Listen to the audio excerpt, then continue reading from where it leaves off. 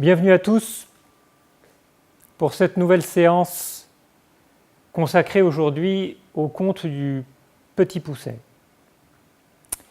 Pourquoi avoir choisi le conte du Petit Poucet? Tout simplement parce que les contes et les mythes, au-delà de l'histoire qu'ils nous narrent, nous invitent à une plongée en nous-mêmes. Et c'est de cette façon que j'aimerais que nous visitions ensemble le Petit Poucet, ou que nous le revisitions. En effet, lorsque nous étudions les mythes et les légendes, nous prenons conscience que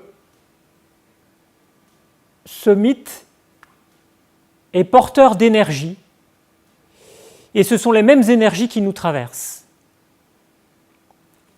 Alors le Petit Poucet est un conte qui a été mis par écrit au XVIIe siècle par un monsieur que vous connaissez, Charles Perrault. D'autres se sont prêtés aussi à l'exercice. Je pense au XIXe siècle à George Sand, avec les contes de la petite Fadette, et donc tous les contes du Berry, la tradition orale du Berry. Nous avons aussi en Allemagne les frères Grimm, qui ont eux aussi cherché à mettre par écrit une tradition orale germanique. Nous sommes donc d'accord, ce conte est mis par écrit au XVIIe siècle, mais sa tradition orale est médiévale. Il va donc falloir aller chercher dans le médiéval ce qui a bien pu intéresser les conteurs de cette époque-là.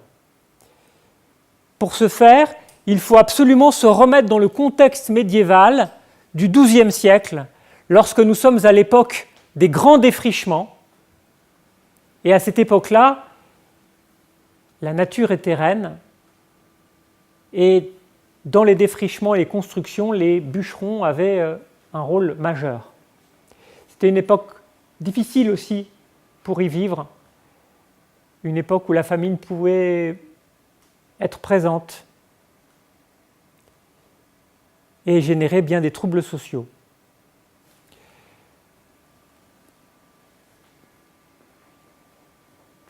Le Petit Poucet, on va essayer ensemble d'entrer dans cette histoire, d'abord pour la rappeler brièvement, en ne prenant dans cette histoire que ce qui nous intéresse.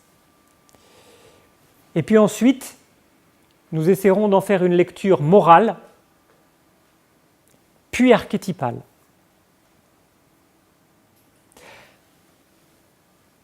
Le Petit Poucet, pourquoi l'appelle-t-on le Petit Poucet? Parce que il n'est pas plus haut qu'un pouce. Et dans les doigts, dans les 5 doigts d'une main, le pouce est à l'écart des 4 autres. Charles Perrault, quand il a écrit, a été emphatique, il a insisté sur la petitesse du garçon. Il a donc dit Petit Poucet, alors que les premières versions de l'histoire parlent de pouce ou de poucet. On nous dit qu'il est le 7e enfant d'une fratrie. Pierrot, c'est le frère aîné, il a 10 ans. La maman, à chaque fois, a fait des jumeaux. Chaque année, elle a pondu. On a donc eu 2, 4, 6. En 3 ans, elle a eu 6 enfants. Et la 4e année, elle a le 7e, qui s'appellera le Petit Poucet. On pourrait se demander pourquoi ce détail dans l'histoire. D'abord parce que c'est peu vraisemblable d'avoir une femme qui enfante à chaque fois des jumeaux, à 3 reprises. Il y a donc là quelque chose déjà à visiter ensemble. Je vous mets juste la puce à l'oreille.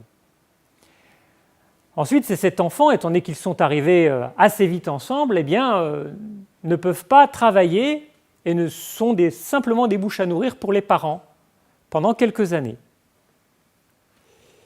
Et à cause de la famine qui arrive, les parents décident la mort dans l'âme de se séparer de leurs enfants parce qu'ils ne supporteraient pas de les voir mourir de faim et vont donc les abandonner en forêt. Le père est bûcheron. Et à ce moment-là, on connaît tous l'histoire. Il se trouve qu'il va y avoir une première sortie. Le père dit à la mère un soir, il faut absolument les abandonner au cœur de la forêt. Et le petit poussé qui avait du mal à s'endormir était sous l'escabelle de papa, le petit escabeau, pour entendre la discussion. Et pendant la nuit, qu'est-ce qui va se passer? Eh bien, au petit matin,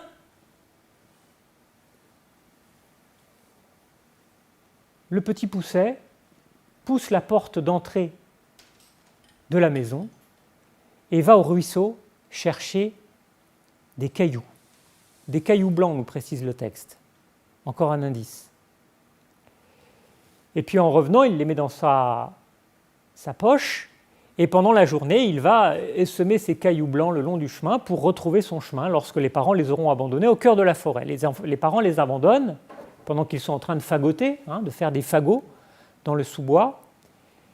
Les frères sont stupéfaits et bouleversés, effrayés, parce que les parents les ont abandonnés, et le petit pousset, sur qui on ne comptait pas, c'est le dernier de la famille, eh bien, c'est lui qui leur dit « Mais ne craignez rien, nous avons de quoi retrouver notre chemin. » Et effectivement, ils vont revenir à la maison au soir, et ce soir-là, les parents, pensant les avoir vraiment abandonnés, il se trouve que le seigneur de la région leur rembourse 10 ducats qu'il leur devait. 10 ducats, pas 9, 10. Et avec ces 10 ducats, ils font bonbon, c'est bonne chère, ils achètent de la viande. Et la mère se lamente en disant « Ah, si nos enfants étaient là, ils auraient pu aussi se rassasier. » Et c'est à ce moment-là que les enfants frappent à la porte, et les parents sont heureux de les retrouver. Et à ce moment-là, ils vont être ensemble quelques jours. Puis, les stocks de provisions s'épuisent, et on retrouve le même problème. Et le père dit, on va les abandonner cette fois, mais plus au cœur de la forêt, pour être sûr qu'ils ne reviennent pas. Petit pousset entend, comme la première fois, il va se dire, j'irai chercher des cailloux blancs, manque de peau le matin au petit jour, la porte de la maison, la porte de la chaumière est fermée. Il ne peut plus y aller.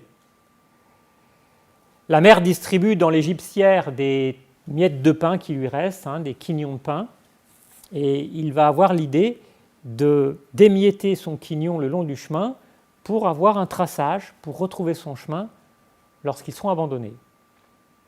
C'est sans compter sur, évidemment, les oiseaux qui vont picorer. Et là, ils vont être abandonnés au cœur de la forêt, ils ne pourront plus retrouver leur chemin. Le petit pousset, sa ruse n'a pas suffi. Qu'est-ce qui va se passer? Ils sont perdus au cœur de la forêt. Nous sommes au Moyen-Âge. Au Moyen-Âge, une forêt, ce n'est pas les forêts domaniales que nous connaissons aujourd'hui, avec un traçage, avec des sentiers. Il n'y a pas d'élagage des sous-bois, c'est la forêt sauvage. C'est la forêt où il y a aussi des bêtes sauvages, des loups. C'est la forêt où il y a aussi des voleurs, des pilleurs, des pillards, des bandits de grand chemin. Et dans cette forêt perdue, le petit pousset a l'idée de monter en haut d'une cime pour essayer de se repérer géographiquement. Et là, il voit au loin une petite lumière qui tangue de ci, de là, et il décide d'y amener ses frères. Il va donc partir avec eux, et en partant avec eux, ils vont se rapprocher de cette lumière. Alors, il y a des moments où ils vont perdre la lumière de vue parce qu'ils marchent dans des creux, puis quand ils remontent, ils l'aperçoivent, puis ils redescendent. Et au bout du bout, ils vont finir par arriver dans une petite clairière. Il y a une maisonnette avec une cheminée qui fume, une présence. Et ils décident de toquer à la porte. Et à ce moment-là, vous avez, l'image de gauche, une dame qui sur le perron les accueille et qui leur dit « Mais que faites-vous là, perdus en pleine forêt, à cette heure de la nuit ?» Et elle leur dit « Mais vous ne devriez pas être là, c'est la maison de l'ogre. Et je suis sa femme. » et l'ogre dévore les enfants.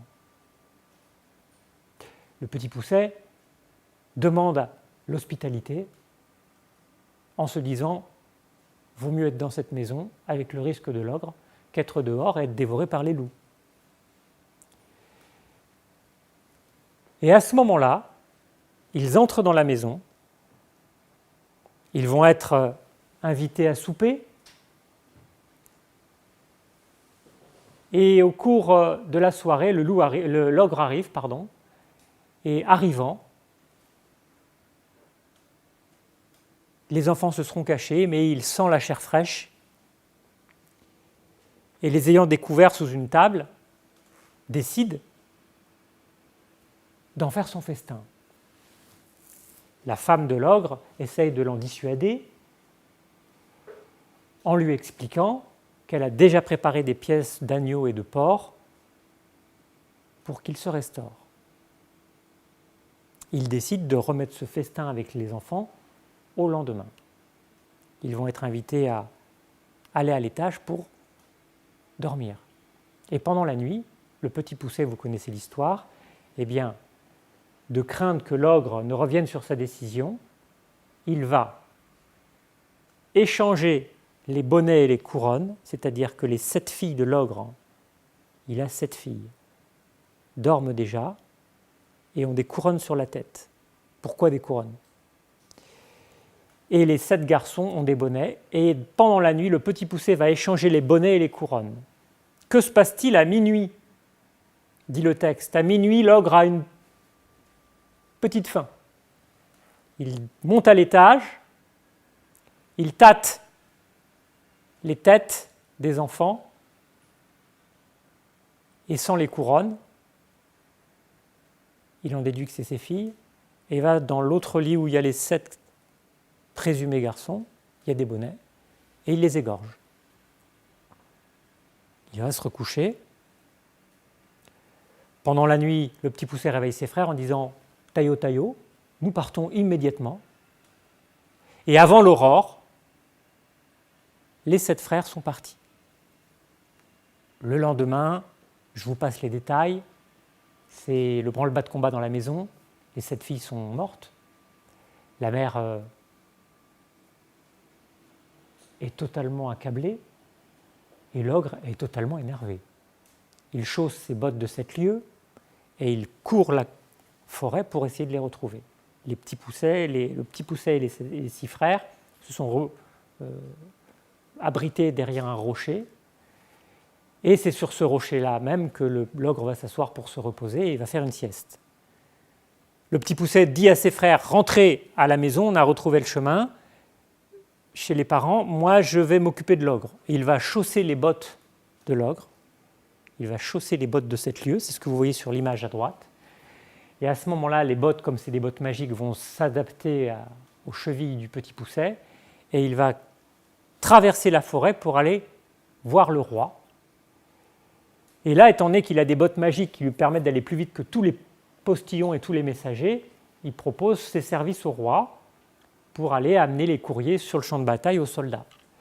Il remplit sa mission avec succès, et le roi lui propose une charge royale, une pension.